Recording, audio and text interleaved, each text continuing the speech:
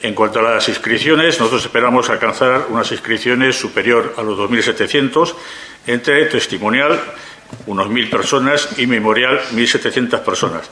Esta cifra ya la alcanzamos en el año 2014 y vamos a ver si en el año 2017 recuperamos también esta cifra de los 2.700 atletas. El año pasado participaron 2.200 atletas, pero bueno, todo depende muchas veces del propio tiempo atmosférico que tengamos.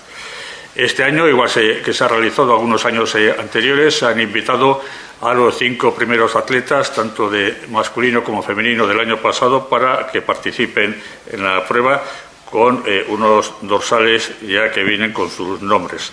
En concreto, ya este año contamos con Fontaneda, que fue el primer vencedor del Memorial ICIA, allá hace 34 años, persona súper conocida entre todos nosotros, campeones de Europa, campeón del mundo, y que todos los años viene a correr esta prueba. Pero también contaremos con el Hassan Oubadi y el Lena Loyo, que fueron los que ganaron el año pasado, tanto la categoría masculina como femenina, y de los atletas que quedaron entre los 5 primeros el año pasado, también han confirmado Amir Ben Daoud y Nerea Eugenia Iturriaga.